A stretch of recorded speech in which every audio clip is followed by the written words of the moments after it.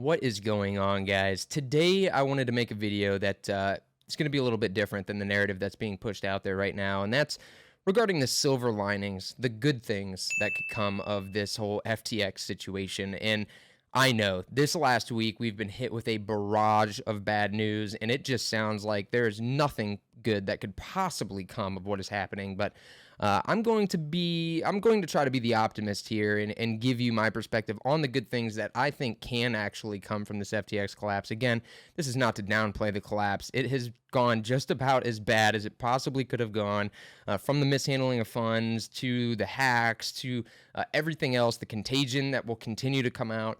So again, I'm not downplaying that, but I do think there is a silver lining here. And so that's what I want to come at you guys with to hopefully give some good news in all of this mess that we've seen. Because I think by this point, most people are well aware of all the bad stuff that was going on, and just need a break from it. And so that's kind of what I want to talk. This is going to be a very future forward-looking video.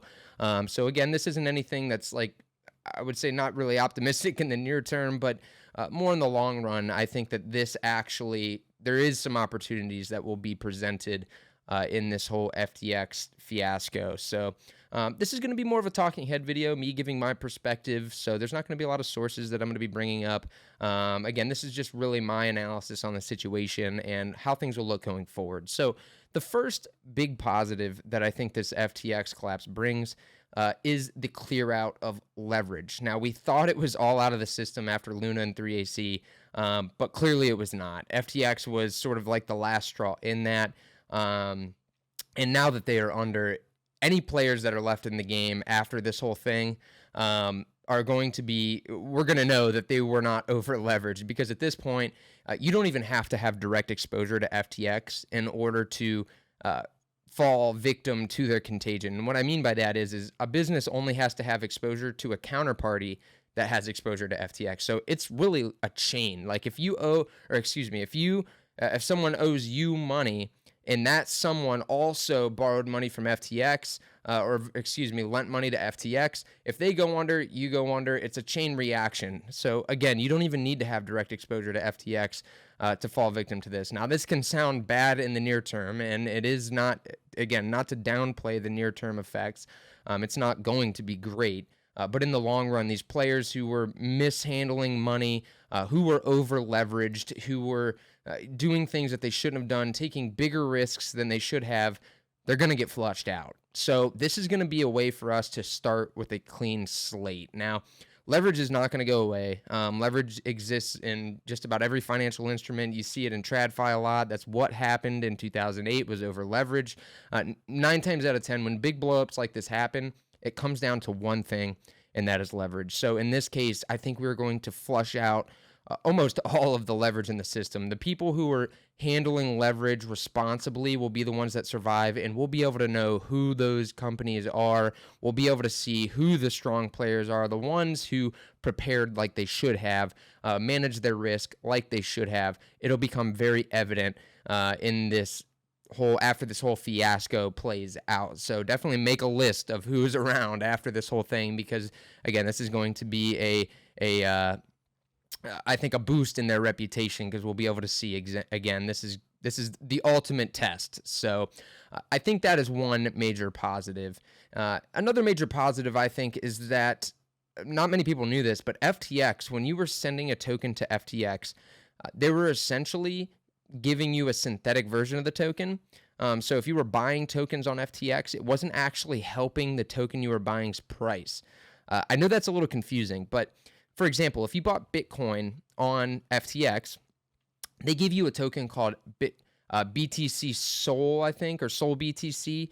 And it was basically a synthetic version of Bitcoin. It wasn't actually Bitcoin. And so what that does is that it doesn't actually have an effect on Bitcoin. So all of the purchases that were going through on FTX for these Bitcoin weren't actually driving the price up. At least that's my understanding. That's something that has come out recently, and I'll continue to watch. And if you guys know more about this, definitely drop it down in the comments section. But from what I've seen, they were basically handing people synthetic Bitcoin. They didn't actually hold any Bitcoin on their balance sheet. So the only time people were actually getting Bitcoin is if they withdrew from FTX. I believe FTX would then go out, purchase the Bitcoin, give it to the customer as they withdrew.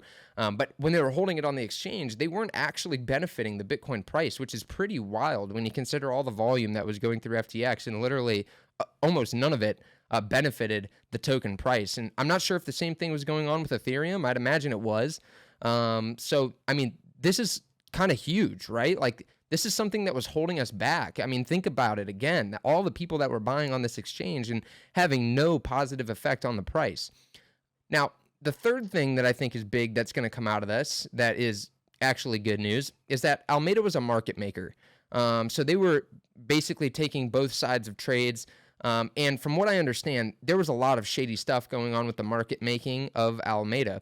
And it seems like they were trading against a lot of people. There's speculation that the FTX UI was designed to to give some lag. That way Alameda could get ahead of you and front run you in your trade.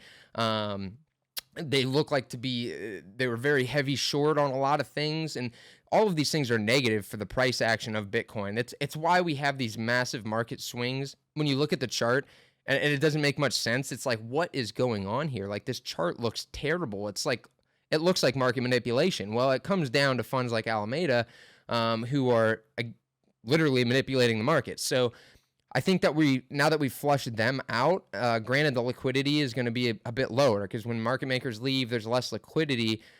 I think that this is ultimately, in the long run, good for the crypto space, as long as good market makers, good conscious, ethical market makers step into their place. So that's another thing that I think, coming out of this is good. I mean, and let's face it, FTX was committing fraud. Sam Bankman-Fried was committing fraud. So was Alameda. So, while again, right now it might not seem like a positive, the fact that they are gone is actually a good thing because we want to get these fraudsters out of the space. They are harmful to the space, as we're seeing right now. And in my eyes, it's better that this happened in the bear market than during the midst of a bull market when you have more money involved. Now, I think for the most part, volume has dried up over the last year, really. We've been in a downturn. So I think the negative effects on holders is possibly the lowest it could possibly be.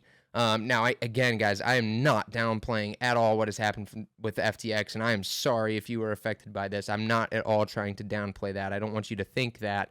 All I'm saying is that when you look at the risk, if this happened during the peak bull market, the amount of money lost would be even larger than it already is. So, again, just trying to find a silver lining in that, but that is one thing that I see. So, there's lots of things like this that I don't think people are really looking at the moment, but I think that will ultimately be good for us moving forward. This is also, with FTX being wiped out, it looks like there's a couple other exchanges that have some contagion. I've seen some crypto.com FUD spreading around.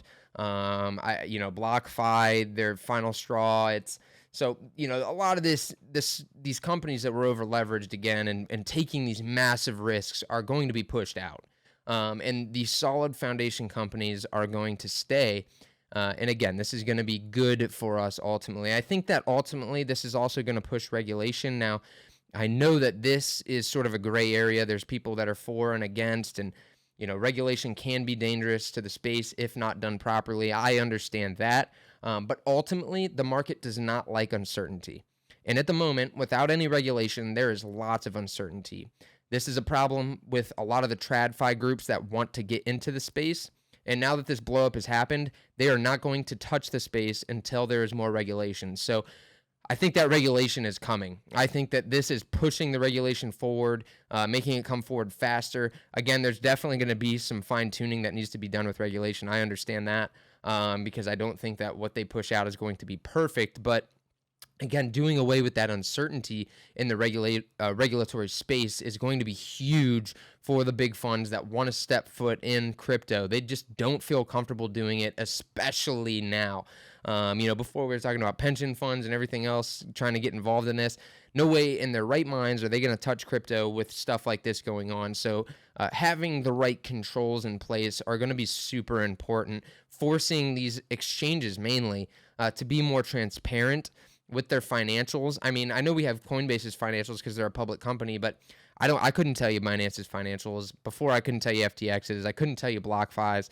And with all of these like backdoors that were built in place on FTX, it's clear that even the financials that they do disclose can be fudged. Now, that's not to say that they can't be fudged later, but it's going to be more obvious when they're not public because not everybody can decide to review them and take a look. So, again, I think that the transparency piece is going to be huge going forward, and I think that that is going to be one of the pros that are going to come from crypto regulation, and then that itself is going to make big organizations feel more comfortable. So, again, guys, those are the major silver lining pieces that I see coming of this FTX situation, and ultimately, I think where the price goes from here is going to be the bottom. Now, this is not financial advice. I'm not telling you to invest any money or anything like that. This is just my perspective. I think that this is going to create the absolute bottom in crypto. And again, this isn't to say that tomorrow we're going to surge out of this and restart the bull run. I really don't think that's going to happen either. I think we're going to have a long while of going sideways.